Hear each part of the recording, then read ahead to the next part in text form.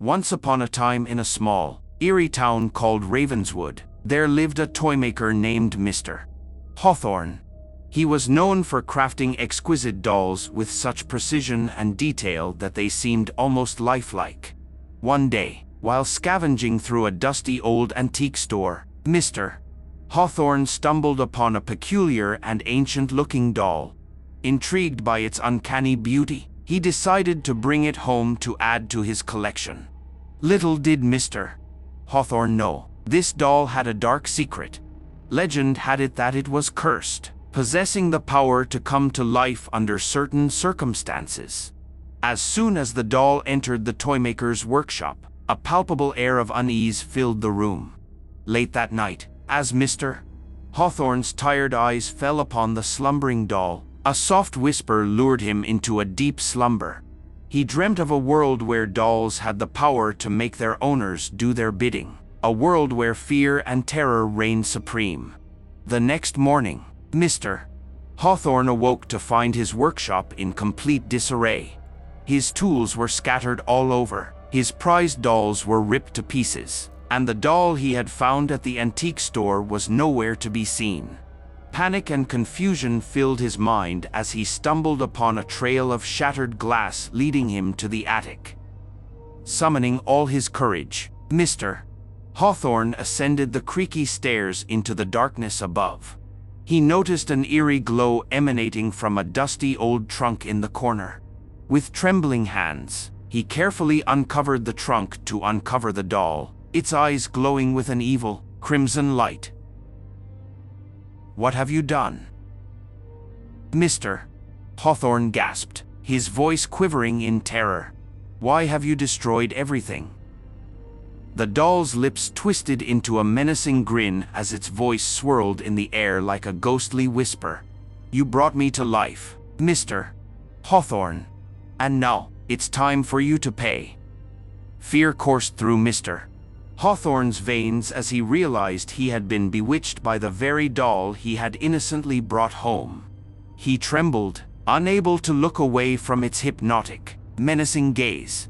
"You think you can control me, but you're gravely mistaken," the doll hissed.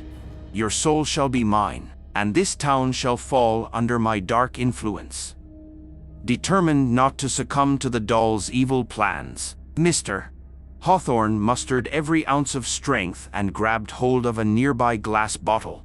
With a swift motion, he flung it towards the cursed doll, shattering it into countless pieces. The attic suddenly grew still, as if a tornado had sucked away all the malevolence in an instant. Mr. Hawthorne fell to his knees, gasping for breath, relishing in the newfound silence. But just as Mr. Hawthorne began to believe that the nightmare was over, a ghostly voice echoed through the room. "You came so close, Mr. Hawthorne, but you cannot destroy what is eternal. I shall rise again." Trembling with resolve, Mr. Hawthorne stood up, his heart filled with a fierce determination to liberate his beloved town from the doll's clutches. He sought the help of a renowned paranormal investigator, Caroline Hartley. Caroline Hartley was a no-nonsense, courageous investigator who had dealt with her fair share of supernatural occurrences. She listened intently as Mr. Hawthorne recounted the horrific tale, nodding occasionally and jotting down notes in her worn-out notebook. "Tell me, Mr. Hawthorne, has anything else strange been happening in the town? Anything out of the ordinary?" Caroline asked, her eyes narrowing in curiosity. Mr. Hawthorne scratched his chin, deep in thought. "Now that you mention it, there have been whispers of strange nightmares plaguing the townsfolk.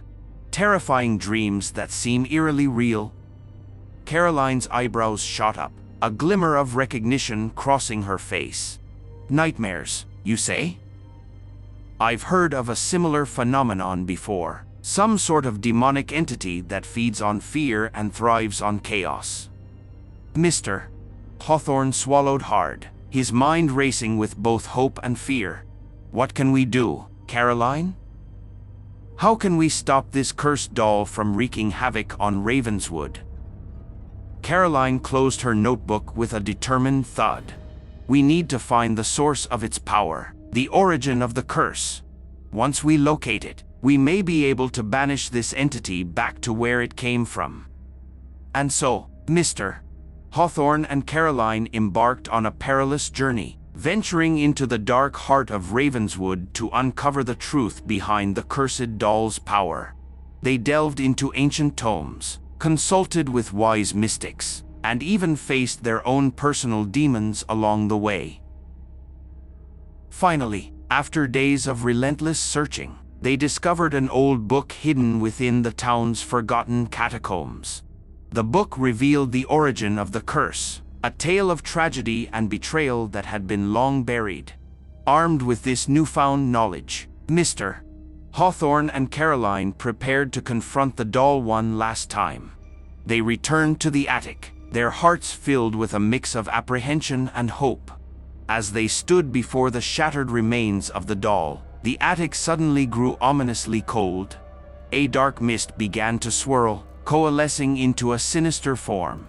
"So, you have returned," the doll's voice echoed, dripping with malice. "But your efforts are futile. I am eternal." Ignoring the doll's taunts, Mr. Hawthorne and Caroline took out a small, silver box they had found during their research.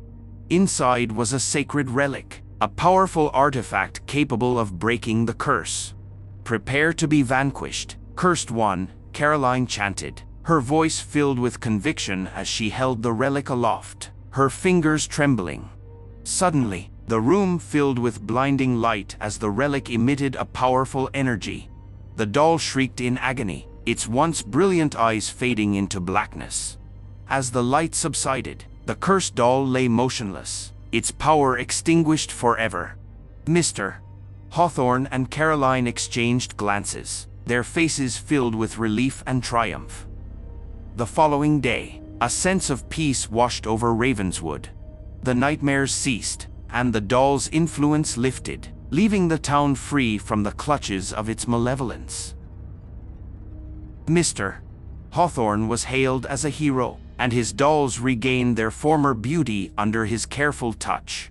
As for Caroline, she continued her work as a paranormal investigator, helping others in need and vanquishing evil wherever it lurked. Many years later, Mr. Hawthorne's workshop became a museum, displaying a collection of dolls that told the tale of their creator's triumph over darkness. Visitors marveled at his skills, unaware of the true horrors that once haunted those lifeless eyes. Little did they know that a trace of the doll's magic still lingered within the walls of the workshop, granting life to the dolls that adorned the shelves. Every night, when the moon was high and the town was asleep, the dolls would come alive, dancing and laughing, cherishing the freedom Mr. Hawthorne had fought so hard to give them.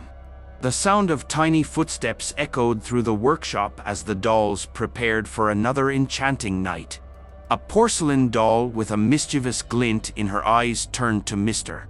Hawthorne's oldest creation, a doll named Amelia. "Do you remember, Amelia?" the porcelain doll whispered, "when we couldn't move or speak? When we were nothing more than lifeless objects?"